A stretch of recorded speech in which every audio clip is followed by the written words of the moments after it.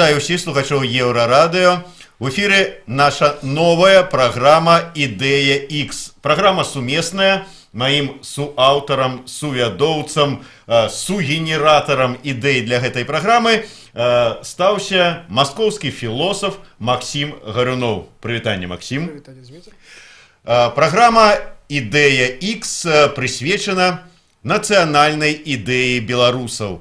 Мы паспрабуем выпрацаваць гэтую ідэю, таму што от амаль 30 гадоў незалежнасці Беларусі, а шмат размоў пра тое, што у беларусаў, у Беларусі няма сваёй нацыянальнай ідэі. У нас сёння ёсць госць, ён зойдзе ў студыю праз пару хвілінаў. Справа ў тым, што мы тут павінны зараз з Максімам крыху распавесці увогуле пра ідэю праграмы і увогуле, можа быць, пагаварыць пра нацыянальную ідэю. Максим, а вот шмат кажам нацыянальная ідэя. А што гэта такое? Вот, можа, гэта нешта такое, чаго, без чаго можна абысціся? Ну, обойтись без этого можно, но тогда, если мы обойдемся без национальной идеи, значит, белорусы станут кем-то другим. Станут частью другой национальной идеи. Либо у белорусов своя национальная идея, либо это будет национальная идея какой-нибудь другой страны, как правило, та, которая находится сразу через границу. То есть, если у белорусов не будет своей национальной идеи, как показывает практика, они легко могут стать литовцами. Прям вот совсем литовцами.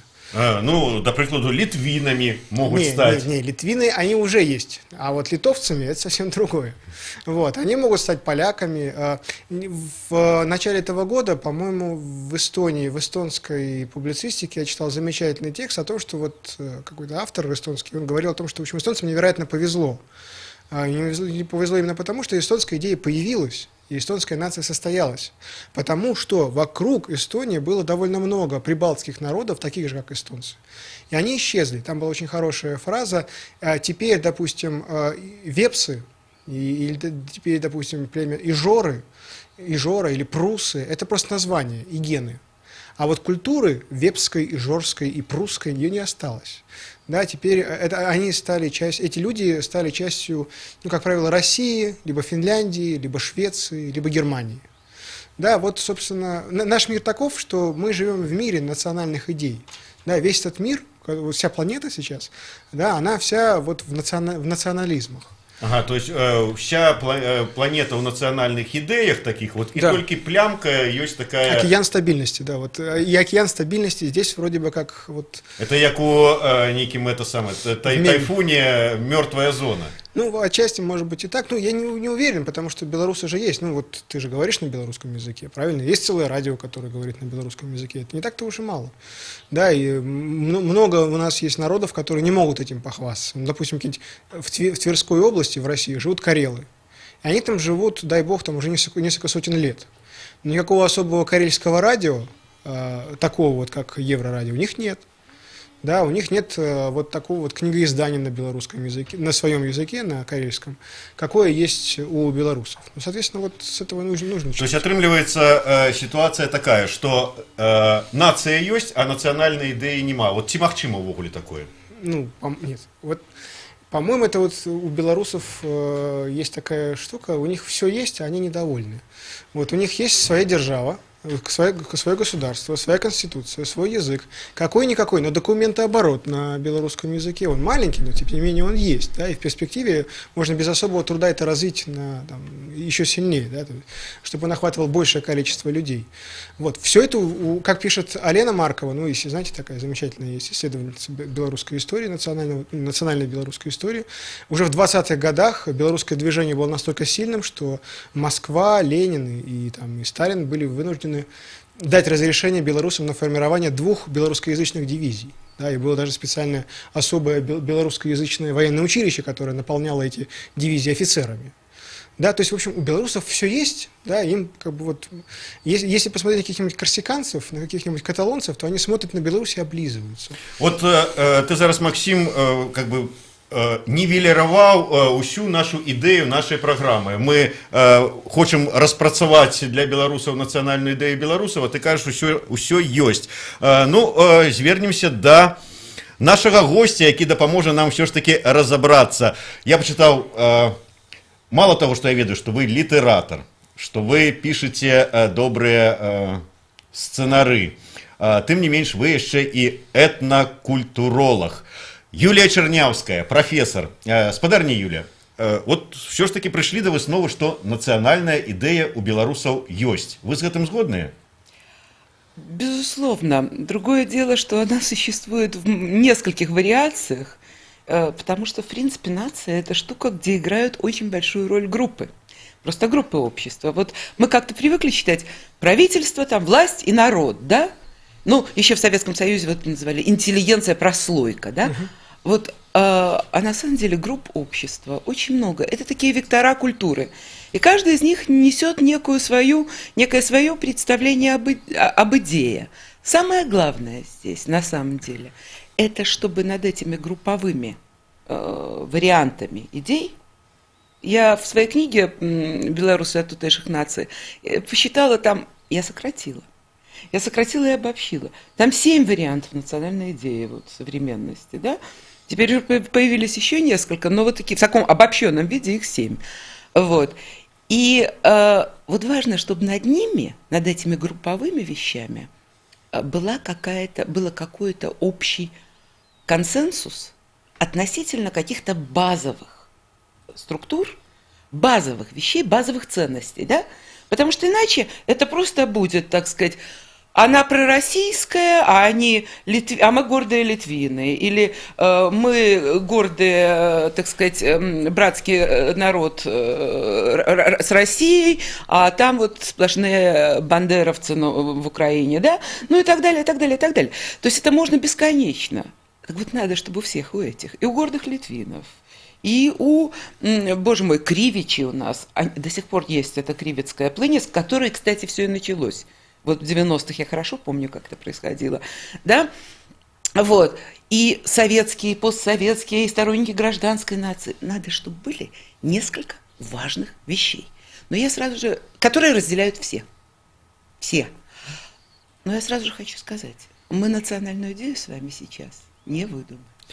Потому что национальную идею не придумывают. Но мы все ж таки паспрабуем. Тым не менш, вот я до ваших слов про тое, что их у нас увогуле як минимум 7 национальных идей, зараз попрошу поставить видео выказывания вельмі вядомага у Беларусі чалавека. Вы убачыце гэта відэо зараз тут на маніторы, ну і ці пачуеце, пазнаеце по голосу. Калі ласка. На ваш взгляд, нужна ли нам национальная идея, жестко сформулированная, четко сформулированная? Как вы ее определяете? Или нам все-таки действительно стоит, поскольку время быстро меняется, меняются технологии, меняются подходы, люди разных убеждений, жить тем, что у нас есть здесь и сейчас, формулируя, как мы это и делаем, такие 5-летние тактические прогнозы? Спасибо. Это называется провластный журналист.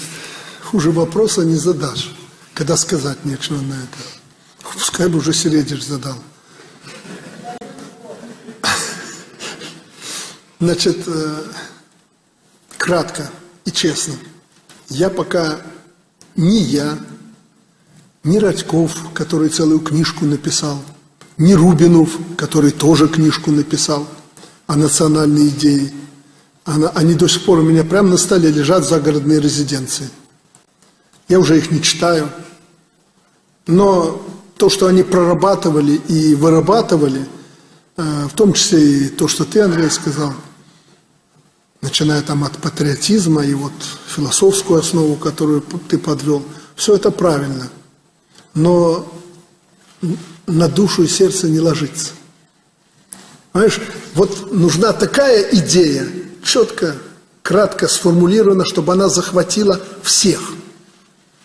Опять вот обращусь к Иосифу Селедичу. Вот ты ее назвал, сформулировал. Это правильно, это основа. Это основа всего. И может какой-то идеи. Но он ее не воспринял как идею. И я ее как идею, ее надо сформулировать как идею. На основе базовых, вот даже этих принципов, может, это не исчерпывающий перечень этих принципов.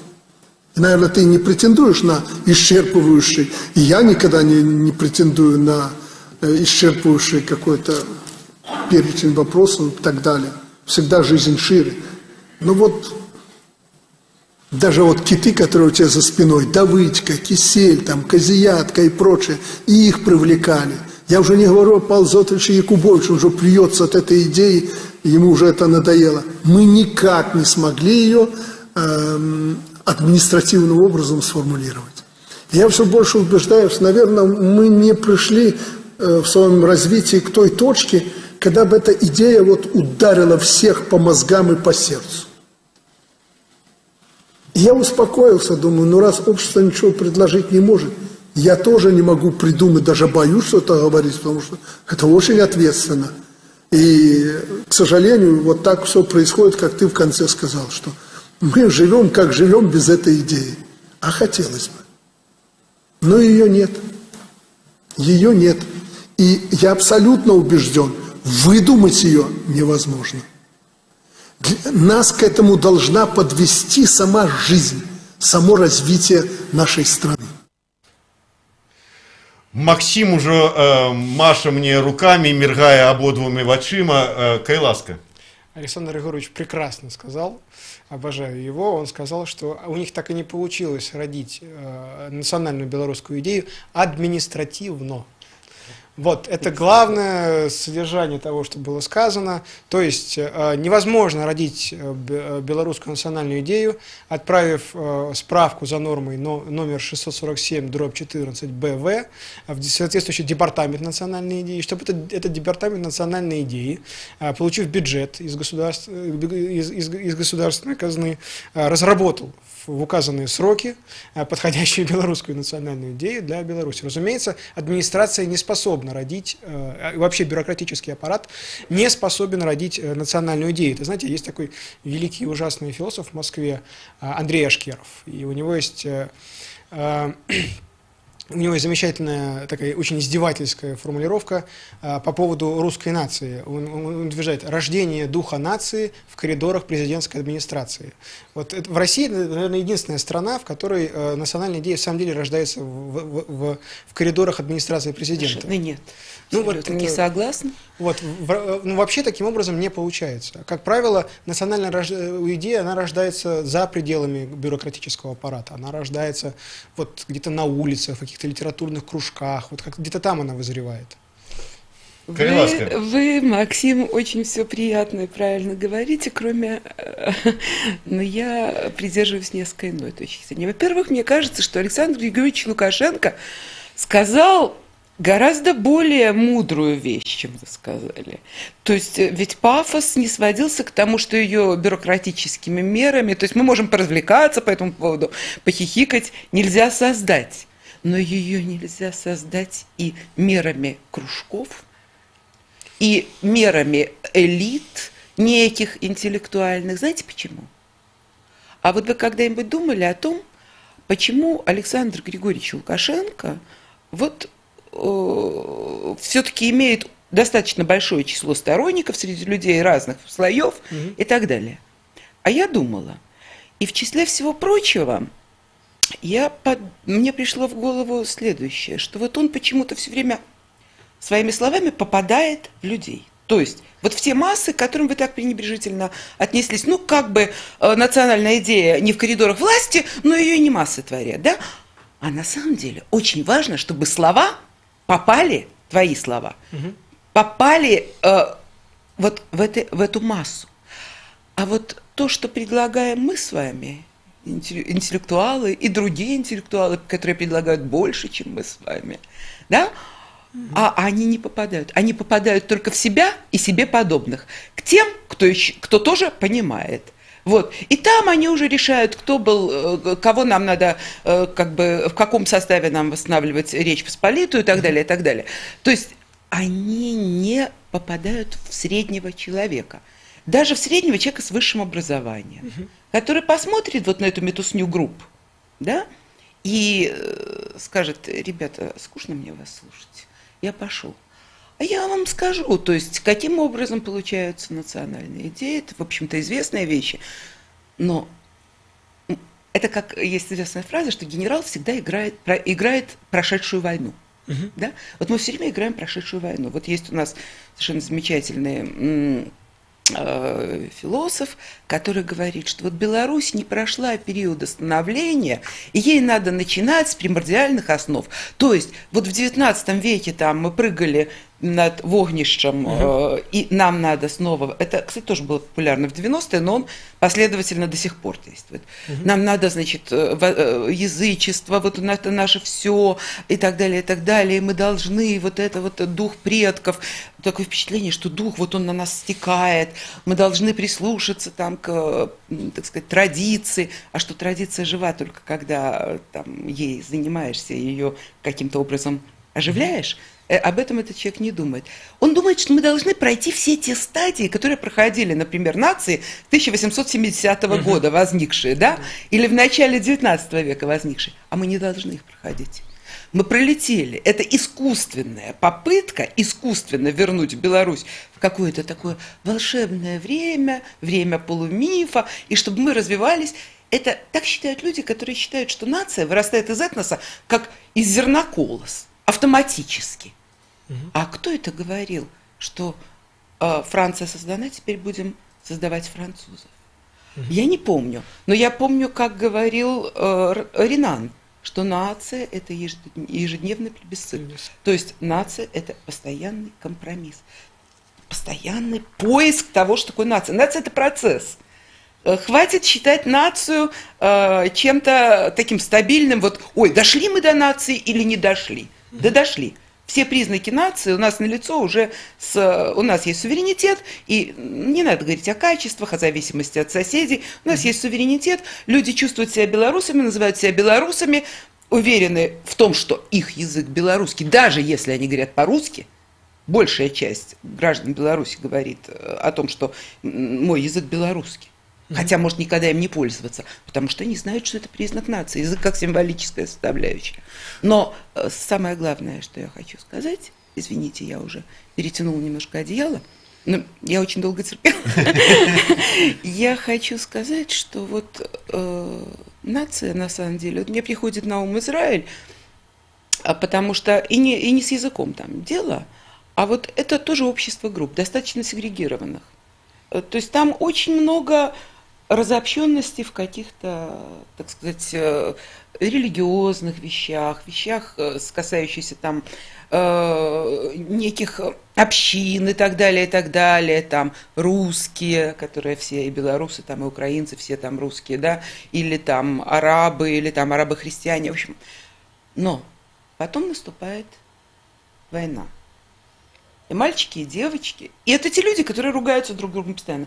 И мальчики, и девочки идут там вот в своей форме. И вот все эти женщины, которые в обычной жизни, мужчины, которые в обычной жизни будут грызться, ссориться, народ темпераментный, они выходят на улицу и кормят их прямо вот... Они с борщом выходят, они с котлетами выходят. В карман 2 котлеты, там, тарелку борща на ходу. Они объединяются ввиду угрозы. И я совершенно не сомневаюсь, что если реальная угроза, не дай бог, в Беларуси покажется, появится реальная, вот не наши предположения, не наши предчувствия гражданской войны и не гражданской, да, то мы очень хорошо увидим, что мы нация. Ну, ось, як вы сказали, мы уже дайшлі до нації, мы дайшлі до незалежности. Лукашенко каже, мы павінны дайсці до нацыянальнай ідэі. Але прабачце, амаль 3 дзесяцігоддзя незалежнасці, уже здавалася б, некуды павінны былі дайсці. Чаму не дайшлі до гэтага часу? Это мне питание тем. Ободвум. Давайте вот по поводу ваших 7 групп и по поводу того, что интеллектуал не в состоянии попасть, не в состоянии потрясти сердце среднего человека. Не каждый интеллектуал, просто вы говорили только об интеллектуалах. Ну да, так не понимаете, как это выглядит, на мой взгляд. На мой взгляд, вот то, что вы нарисовали, давайте используем ваши образы. Есть публика, И есть 7 продюсерских агентств, которые ищут таланты, которые ищут своих там каких-нибудь Джимов Моррисонов, которые вот смогут сыграть такую мелодию, спеть такую песню, найти такой ритм, который захватит вообще всю публику вообще.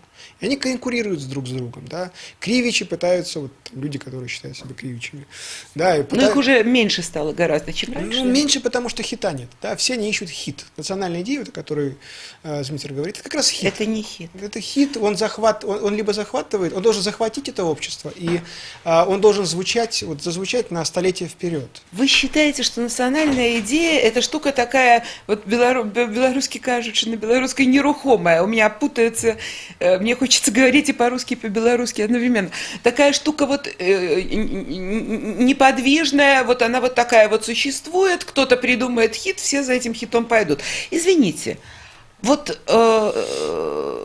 например, есть хиты, которые придумывает «Будем мы белорусами». И не первый год. И это хиты. И они пользуются успехом у молодежи. Есть инициативы, там, «Мова Тикава», «Мова Нанова» и другие инициативы достаточно много. И даже «Мова тут есть, да, на Тутбае. Вот. Это пользуется спросом. Они любят музыку, они любят эти песни, они любят эти группы, молодежь. И не только молодежь, да, вспомните концерт на День воли и так далее, и тому подобное. То есть все это на самом деле есть. Мы просто-напросто считаем, что нация должна быть как бы по нам, по всем отмерена. Да. Не отмерена нация. Будут группы всегда равнодушные в том обществе, в котором они живут. Извините, французы, так сказать, французы просвещения, да, нация после Великой Французской революции, образовавшаяся, да, и огромное население крестьянское Франции того времени, которые ведьм ловили, ведовством занимались, на кострах сжигали и знать не знали, что существует какая-то нация. Или вот я очень люблю, когда Литвинов приводит в пример как нацию. Это не нация. Литвины – это не этноним, это политоним. Это подданные Литовского, Великого княжества Литовского. Извините, пожалуйста, а сколько людей в этом Великом княжестве Литовском вообще не знали, что они живут в каком-то княжестве? И вообще не знали, что там что-то... Так и до сих пор, несмотря на информацию, благодаря этой информации мы, по крайней мере, знаем, что у нас написано там в документах «белорус», мы знаем, что мы должны обладать азами белорусского языка для того, чтобы разобрать улицы. Мой муж львовянин, когда приехал в Минск впервые, все поражался, что у вас японский какой-то язык японский. Улица Кирава, улица Нахимава. Он не понимал, да, вот этого вот фонетического с Украины, приехав при принципе письма. Вот. Люди должны знать, что это Кирова и Нахимова, да? Люди должны уметь пользоваться белорусским языком. Люди должны разбирать песни на нем. Они должны понять улицу. Они знают, что такое двери зачиняются. Они знают, что какое у них гражданство, какой у них паспорт. Это минимум. Это некрасивая и не звонкая национальная идея. Но вот я заметила. Может быть, нам треба найперш, ну я не ведаю, як это правильно сказать, який-нибудь слоган такий пригожий. Это не национальная идея. Слоган – это не национальная идея. Она не в лозунгах. Это постфактум, потом. Это Альтюсер называет ретроспективной телеологией. Это Зато як пригожа гучить, свобода, равенство, братство. Вот вам французская национальная идея. И прекрасно звучит. Вы знаете что? Тогда она не была французской национальной идеей. И, кстати, на данный момент нельзя сказать, что она является французской национальной идеей. Скорее, она является таким штампом сознания. Да? Вот, свобода, равенство, братство. Никто это не воспринимал как идею. Так давайте мы выйдем с тем же лозунгом свобода, равенство, братство. Прекрасный лозунг. И в Советском Союзе он был тоже прекрасный лозунг. Другое дело, к чему, что приходит там в силу каких-то обстоятельств. Но национальная идея не лозунг и не голос крови. И национальная идея, на мой взгляд, это те незаметные движения, которые делают люди. Вот то, что в этих людей попадает, да, и все то, что у них общее. Ну вот как у Кромвеля, допустим, последнего Кромвелевого солдата. Вот то, что у нас общее. Вот тут надо искать. И нам с вами ее не придумать, и никому не придумать, и государству не придумать, и элите не придумать. Мы можем для своих групп придумать некие ценности и некие слоганы. В составе Российской Федерации есть такая республика Карелия. Да, я в курсе. Вот. И эта республика Карелия интересна тем, что там неуклонно снижается количество людей, которые не только знают карельский язык, но и идентифицируют себя в качестве карелов. Да? То есть сейчас их примерно 7%. Национальная республика Карелия – это единственная республика, в которой карельский язык, то есть местный язык, не является государственным. Он пользуется государственной поддержкой наравне с языком финским, ижорским и вепским. Но, в общем, все карелы говорят на русском языке. А то, о чем вы сейчас сказали, что-то незаметное, что делает их общим, и то, чему не нужно лозунг, то, чему не нужно этот большой, яркий аппарат, вот этот большой миф национальный. В общем, вот вам Карелия. Да, на нее вот оказывает такое мягкое воздействие, ассимилирующее и русифицирующее Россия.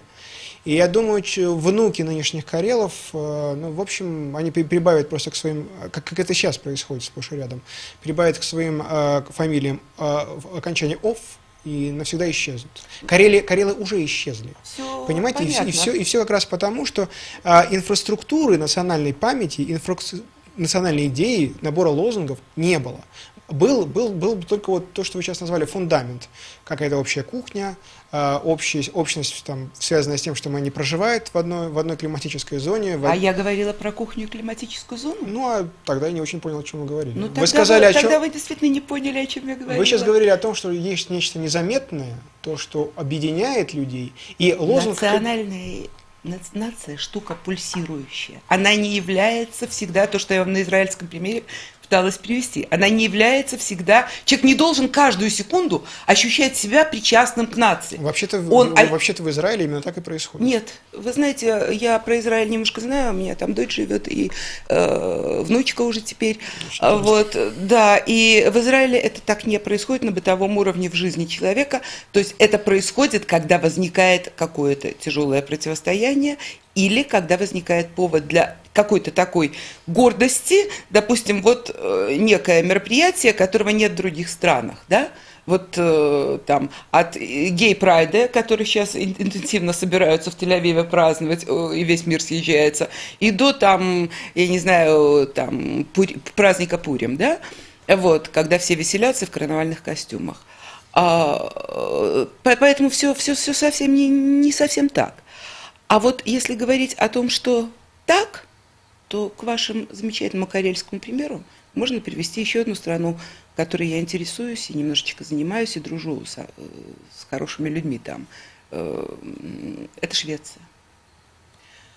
Я как-то прочитала, а потом спросила у своих шведских друзей, правда ли. Когда они сказали, что мы очень благодарны за Полтаву. Мы благодарны, что нас разбили. Мы перестали заниматься войной, мы начали совершенствовать жизнь. И на данный момент национальная идея шведов очень негромкая. Вы знаете, она неотчетливая. И вот что я заметила, что как и национальная идея неких других народов, не гигантских, не очень больших, она начинается не в коридорах власти и не от элиты. Она начинается от идея гражданского общества. Простите, банально. Она начинается от волонтеров, которых у нас 4%, а в Швеции там, я не знаю, процентов, по-моему, под 50%. Там количество волонтеров превышает количество жителей в стране. Даже так. Вот, понимаете, вот что делает на самом деле нация, на мой взгляд. Это гражданское общество и восприятие себя нацией. И второе, чтобы другие тебя тоже воспринимали нацией. Вот, кстати, много сделала для этого Светлана Алексеевич, потому что, у которой сегодня, кстати, 70-летие, я пользуюсь возможностью ее поздравить очередной раз. Вот, то есть вот такая вот штука. Вот узнали, что не только Лукашенко, Бульба, так сказать, и там трактор, да? Узнали, что Нобелевский лауреат есть. Вот. Мачадо, когда-то Антонио Мачадо говорил, что если есть два великих писателя, то нация уже состоялась. А у нас были и Купала, и Колос, а еще кроме них были. Вот. Но узнали Алексеевич, Купалу, Колоса они там не знают, узнали ее, узнали Быкова, его тоже переводили. это уже важно. Принимают ли нас как нацию и чувствуем ли мы себя нацией. Пока мы посыпаем голову пеплом и говорим, что мы не нация, до тех пор мы не будем чувствовать себя нацией. Вы знаете, вот очень забавно. Я же старше вас намного, и Советский Союз разрушился, мне было 29 лет. Так получилось, что я воспитывалась в семье, где был белорусский язык, что была редкость для тогдашних городов. Был белорусский язык, дедушка был писатель белорусский, и я знала белорусский язык с детства. Вот. И я очень хорошо помню, что когда вот Советский Союз был, мы действительно как-то не очень отделяли себя, при этом, при всем, мы понимали, что мы белорусы, но это как бы субэтнос. Через несколько лет после того, как появилась Республика Беларусь, появилось вот это название, которое сперва многие тоже считали лишним, вдруг замечаешь, что переходишь на это название. Потом ты вдруг замечаешь, что ты перестаешь читать российские новости, причем ты читаешь там на гранях, на Эхе Москвы, там, сперва там каждый день, потом через день, потом раз в неделю начинаешь читать. Тебе это уже не очень интересно. Потому что уже не у нас. Это внутри, это уже не у нас. И ты с удивлением обнаруживаешь, что твоя идентичность уже четко изменилась. И это вот последовательно все происходило. Незаметно. Конечно, нация совершенно отчетливо актуализуется в минуты общей гордости и в минуты угрозы извне. А до этого она может быть в латентном состоянии. И Карелы тут ни при чем. Ну, их нет. А мы есть. А их нет. И еще вепсов нет, и Жоры нет. Я знаю, я занималась прусов народами Севера, меня интересовало. Я понимаю. Но дело в том, что им не повезло так, как нам. У нас, как бы в Советском Союзе, был голос ВО. Вот. И мы были республикой, а не автономной. Значит, да? Быт решает, по крайней мере, не все. Что? Быт решает не все. Простите, я о быте не сказала ни слова. О быте говорили только вы. Ну, в любом выпадку, я так разумею, что человеку, які лічыць сябе у першую чаргу рускім са знакам якасці, вот менавіта да нацыянальнай ідэі разумення яе, цяжэй будзе дарасці, доўга ён будзе да гэтага ісці. Зміцер, а шмат вось такіх людзей у вашым асяроддзі? Ну, прынамсі, ёсць адзін такі чалавек, які вот і сваё бачанне навязвае большасці беларусаў. Мы чулі яго выступ. Мы перарвёмся на невялічкую паузу, кароткі выпуск навінаў і вернемся ў студыю для таго, каб завершыць нашу першы выпуск нашай праграмы «Ідэя X». Юлія Чарняўская, наш госць, мой сувядоўца Максим Гарунов, Зміцер Лукашук для вас працуюць у студыі.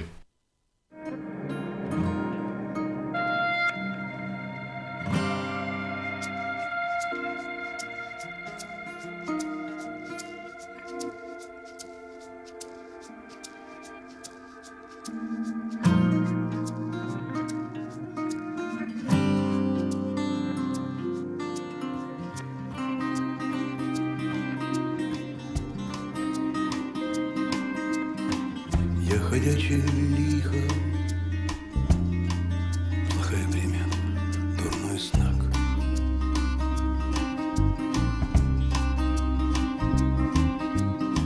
Я ходячее лихо, плохая примета, дурной знак.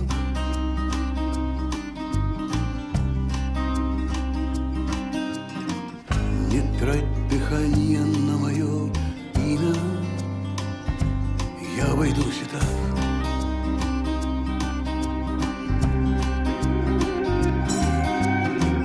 Те, кому я протягивал руку,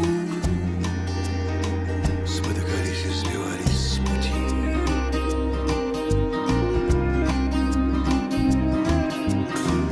Те, кому я протягивал руку, спотыкались и сбивались с пути.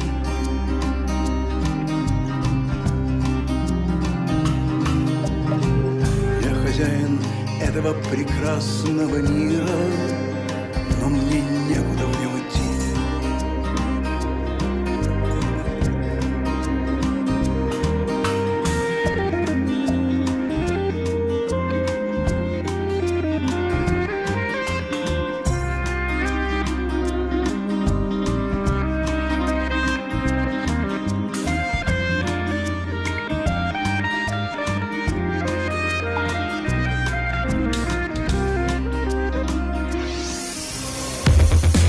Еўрарадыё. Час ведаць, што адбываецца. Вітаю, у студыі Святлана Адзінец, каротка пра асноўныя падзеі. Сёння актывісты хадзілі ў Мінаблвыканкам, каб не дапусціць адкрыцця рэстарацыі ля курапатаў. 2 дні таму стала вядома, што ля месца масавых пахаванняў усё ж адкрыецца рэстарацыя. Людзі абураныя тым, што мясцовыя ўлады дазволілі побач з могілкамі пабудаваць такую забаўляльную установу. Рэстаран меў пачаць працу ад заўтра, 1 чэрвеня. Ганна Шапуцька, Вячеслав Сіўчык, Ніна Багінская, Вольга Мікалайчык і Зміцер Захарэвіч усё ж яшчэ і сходзяць і ў Міністэрства гандлю ды культуры з тымі ж патрабаваннямі. Зрэшты, намесніца начальніка ўпраўлення гандлю і паслугаў Мінаблвыканкаму Ірына Іванович паведаміла, што з верагоднасцю 99% заўтра рэстаран не адкрыюць. У Расіі пачалі блакаваць беларускі апазіцыйны сайт «Хартыя-97». У чытача сайта Олега Савіна з Калінінграда ўзніклі праблемы з доступам. Ён звярнуўся ў Раскамнагляд, і там яму патлумачылі, што гэты сайт унесены ў спіс забароненых сайтаў. Трапіў ён туды па патрабаванню мясцовай генпракуратуры ад 16 красавіка сёлета. Белнафтахім заявіў, што механізм змены коштаў на паліва будзе вядомы ў найбліжэйшым часе. Пра гэта паведаміў старшыня канцэрна Белнафтахім Ігор Ляшенка. Падаражэнне непазбежнае, бо на 30% выраслі кошты на нафту, заявіў спадар Ляшенка. Галоўны трэнер Рэала Зінедзін Зідан пакідае сваю пасаду, пра што і паведаміў сёння на ўласнай прэс-канферэнцыі. 45-гадовы спецыяліст узначаліў клуб 4 студзеня 2016 года. Пад ягоным кіраўніцтвам каманда стала зорнай, тройчы запар выйграла Лігу чэмпіёнаў.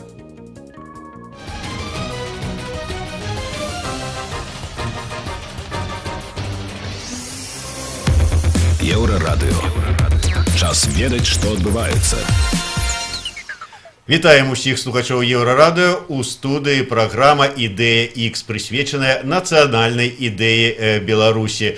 Мы разам з Максімам Гаруновым сустракаем нашага першага госця, дэбютнага госця нашай праграмы, этнакультуролога, профессора Юлия Чернявская. Спадарня Юлия, вот я читаю комментар под нашим видео. Анатоль Старков пишет: чым дрэнна бел-чырвона-белая нацыянальная адраджэнская ідэя, а менавіта прымусіць беларусаў карыстацца беларускай мовай под бел-чырвона-белым сцягам. Вот можно гэта лічыць нацыянальной идеей? Вы знаете, я думаю, что, наверное, нет. Хотя я, например, люблю бело-чырвона-белы сцяг и люблю белорусскую мову, хотя размаўляю на русской больше. Потому что у меня асяроддзе рускамоўнае, так склалося. Але, ведаеце, гэта вельмі прыгожая ідэя, гэта вельмі патрэбная ідэя. Але вось час, калі ўсё гэта сцяг і ўсё гэта мова, ён скончыўся. Таму што ёсць вялікія нацыі, якія размаўляюць на мове, напрыклад, як бы мы цяпер казалі, акупантаў.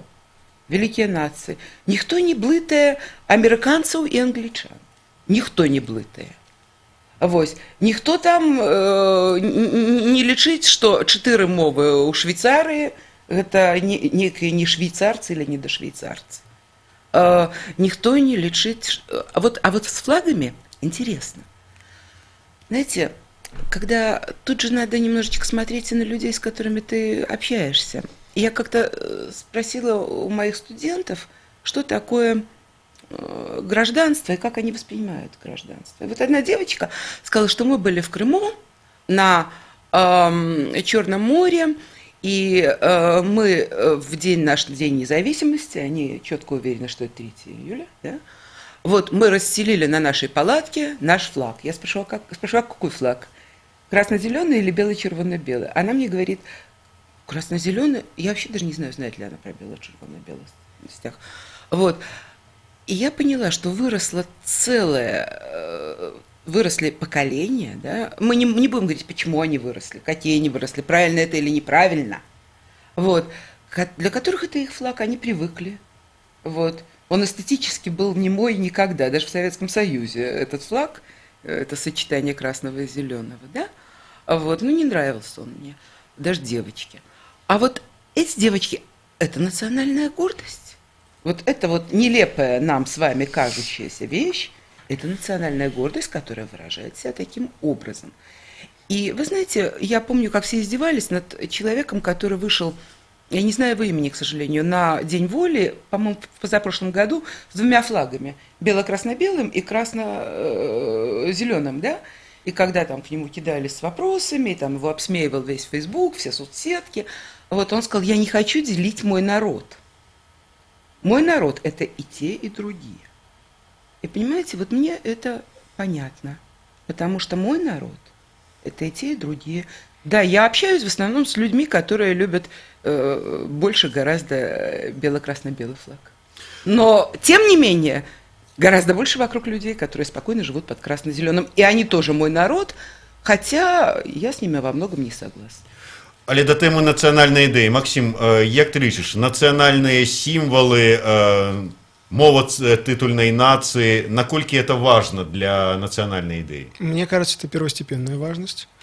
Наций, у которых нет своей национальной, расширенной, большой пропаганды, своей литературы, своего кино, своих образов, своей музыки, они в нынешнем мире, где нации конкурируют друг с другом за народы, они исчезают. Да, вот то же самое, как вот до недавнего времени происходило с Украиной. До тех пор, пока украинский флаг с 1991 года по 2014 год в Украине большинством воспринимался просто как какая-то условность, украинцы охотно становились россиянами. А украинцы охотно становились поляками, и сейчас охотно становятся. Только после 2014 года появляется то, что называется политический украинец, массовый, который использует в своем языке, в своем повседневном быту украинский язык. И на этой волне, начиная с 2014 года, начинается вот прям по-настоящему большое, многомиллионное внимание к Украине, к украинской культуре, к украинской нации как таковой. Але это то, про что говорила спадарыня Юлия. Во-первых, то, о чем говорила я. Во-вторых, я хочу сказать еще одну вещь. Вот так получилось, что вторая часть моей семьи жила как раз в Украине, во Львове, и я там прожила год. Это был еще Советский Союз. Так вот, во Львове, да, были некие группы, достаточно отдельные, украинцы, русские, евреи, они существовали как-то отдельно, при том, что русскоязычные украинцы и русские как-то, и евреи соприкасались, украиноязычные, они себя отстраняли. Но в семье всех моих русскоязычных друзей, всех, все они владели украинским языком. И во многом потому, что Украина делала то, что я в 90-е годы писала, била колокола. Давайте переводить зарубежные романы, тогда еще читаю, зарубежные книги скорее на белорусский, до того, как их переведут на русский. Давайте дублировать фильмы на белорусский, до того, как их продублируют на русский. Потому что там переводили. И у них у всех были шикарные библиотеки зарубежной литературы на украинском языке. И они чувствовали себя украинцами. Вы понимаете, какая штука? То есть, если подытожить наше с вами это как выступление, в общем, нация нуждается в инфраструктуре нации, в гуманитарной инфраструктуре. Безусловно. Без инфраструктуры но нация... до 2014 года они все равно, это самосознание было абсолютно определенно. Во Львове согласен. Вы знаете, и не только во Львове, но в Киеве, скажем так, вот так ты идешь, да, но я в Киеве не жила. Ты идешь, ну вот где-то 3 выжили, да. Где-то 3 человека, проходящих, говорят по-русски, 4-й говорит по-украински. Но те, кто говорят по-русски, тоже знают украинский. Вот в чем история. Ну, да. И они могут перейти. На суржик. Суржик объединяет всех. Суржик, кстати, мы недооцениваем роль тросянки. Мы серьезно недооцениваем, и поэтому, когда вот мы там с одной стороны кричим там, давайте все говорить по-белорусски, а с другой стороны я вижу четкое коло людей, четкий круг, который не хочет, чтобы другие люди говорили по-белорусски, который смеется над ошибками, который публично начинает, например, говорить, а вот вы заробили помылку, чем сбивает абсолютно. То есть у меня такое ощущение, что эти люди хотят быть просто вот для себя главными белорусами мира, и все остальные ничто. То есть пытаешься, а на тросянке, ну вот Игорь Бабков замечательно говорит, лупите на тросянке. То есть это тоже ход. Это тоже ход. Тем не меньше, ну не можешь тросянка стать национальной идеей? Не может. Национальной идеей, яна у нас есть, але яна не фармулюецца ў нейкіх слоганах, гэта першае. То есть не формулюется как бы, ну, тому что так нельга, потому что мы их не сформулировали еще. Потому что они вообще не формулируются. Их постфактум будут формулировать наши правнуки. Они будут говорить, вот наши родители жили, там, деды, жили с такой-то национальной идеей. Это ретроспективная телеология. Они нам припишут. Какой-то из лозунгов, возможно, с которым мы сейчас идем, например, «Живе Беларусь», да? Вот, который сейчас не всеми отнюдь воспринимается, так сказать, как лозунг национальной идеи, да? Вот. Не исключено, что наши внуки будут читать в учебниках, что вот белорусская национальная идея выражалась в лозунге «Живе Беларусь». Мы не знаем, мы не можем заглянуть. Это вот как все равно мы пытаемся говорить о нации. Вот я помню, я защищала диссертацию, мне говорят, вот вы лечите нацию от 19-го стагоддзя. Як же так? Ведь у нас была нация в 13 стагоддзі. Как могла быть нация, когда не было формы жизни, которая подразумевается под нацией? Я объясняла об отличии этноса, нации и так далее, и так далее. То есть вот так вот. То есть вот если отвечать на вопрос Змицера, то, в общем, Беларусь выглядит так. Условия для появления нации здесь есть, и они давно существовали. Есть свой язык, границы, история, даже какие-то остатки архитектуры. Да, ну, в Минске не очень, но где-то можно поискать. Есть. Да, мы сейчас находимся в ситуации, когда у нас на глазах возникает инфраструктура нации, имеется в виду вот лозунговая. Лозунговая, культурная. То есть появляются люди, у которых, вот как в вашем примере, как во Львове, появляется дома библиотека, в которой одно плечо к плечу стоят много вот книг на белорусском языке, неважно, это местные авторы или перевод каких-то европейских авторов, там, общемировых авторов, там, космополитичных авторов, но тем не менее. Вот есть люди, у которых есть белорусская, и это только формируется, да, то есть это, грубо говоря, средняя белорусская семья завела в своем доме полку с белорусскими романами на белорусском языке, ну, несколько лет назад, ну, там, в 91-м, 92-м, может быть, некоторые чуть раньше. И мы из того, что мы говорим, наши внуки, у наших внуков, у внуков белорусов, твоих внуков, да, у них будет полная полка, забитая белорусскими книгами, и они будут считать, что белорусская нация всегда такая была прекрасная и замечательная. В общем, это о специфике нашего времени, я уточняю. Мы видим, как этот аппарат, как эта инфраструктура собирается у нас на глазах. Так, только одно «но». Вы понимаете, какая штука? Тут вот нужны уже какие-то иные механизмы по той простой причине, что если раньше, например, литература была структура образующим моментом, да, то теперь литература не является структурообразующим моментом. Когда я в 90-е годы там носилась эта идея перевода, вот, и нигде меня не печатали, потому что уже был 94-й, 95-й, 96-й, нигде эту статью не печатали, где я пыталась предложить там, по-моему, 12 способов улучшить положение белорусского языка в обществе. Где-то она должна лежать.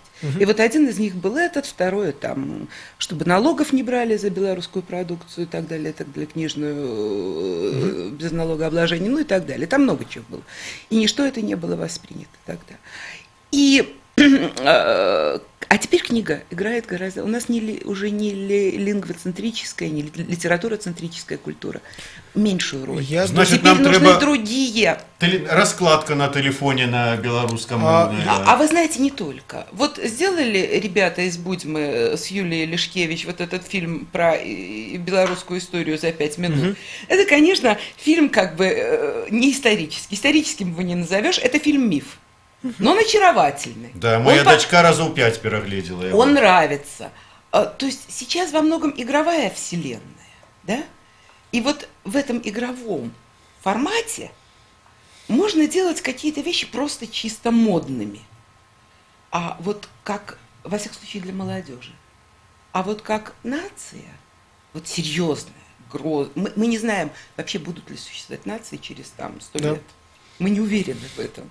Вот мы с Максимом все время спорили всю первую часть, сейчас друг друга очень хорошо понимаем. Ну, наконец-то. Мы не будем, ну случается, да, вы импульсивны, я импульсивна.